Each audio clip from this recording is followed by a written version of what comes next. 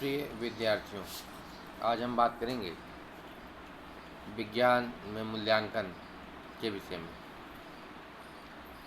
मूल्यांकन के अंतर्गत आने वाले प्रकरणों में सबसे पहले हम बात करते हैं कि मापन क्या है, व्हाट इज मेजरमेंट। मापन क्रिया में विभिन्न पक्षों के संबंधों में साक्ष्यों का संकलन किया जाता है। मापन वस्तुतः किसी वस्तु या उपलब्धि का संख्यात्मक मान है। जैसे मान लें कि पवन का वजन 45 किलोग्राम है या आयुष की बुद्धि 140 है, तो कोई वस्तु गुण या विशेषता कितनी मात्रा में है, इसका पता हम मापन द्वारा लगाते हैं। इस प्रकार मापन में अंक प्रदान किए जाते हैं जो किसी गुण या विशेषता के प्रतीक निर्धारित करते हैं।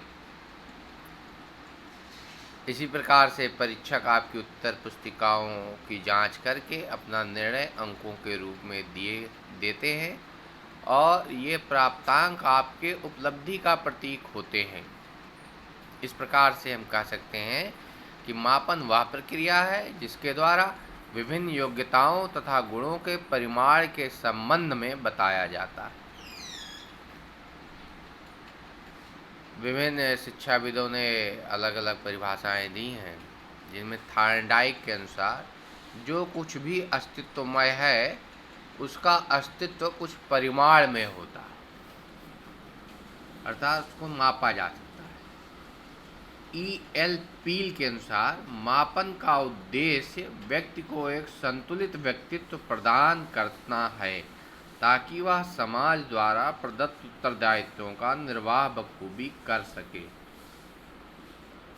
इसी प्रकार से ब्रैडफील्ड तथा मोरेडॉक ने भी कहा है कि किसी तथ्य के विभिन्न आयामों को प्रतीक प्रदान करना ही मापन कहलाता है।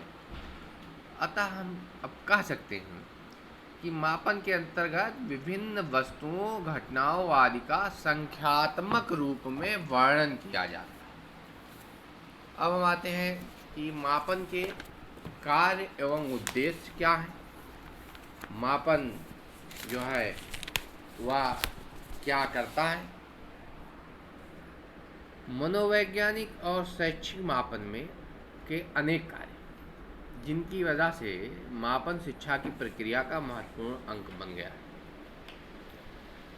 मापन द्वारा निम्नलिखित प्रकार से हमें प्रश्नों का उत्तर देने में सहायता मिलती, जैसे एक व्यक्ति क्या कर सकता है, एक व्यक्ति क्या नहीं कर सकता है, एक व्यक्ति क्या कर सकेगा।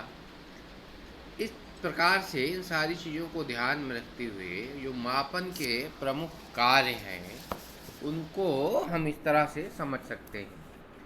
मापन का कार्य क्या है? वर्गीकरण करना। क्या है मापन का कार्य? तुलना करना, चयन करना, निदान करना, निर्देशन एवं परामर्श करना, पूर्व कथन करना, कक्षा शिक्षण में सुधार करना, शोध करना इत्यादि ये सारे कार्य मापन के कार्यों के अंतर्गत आते हैं।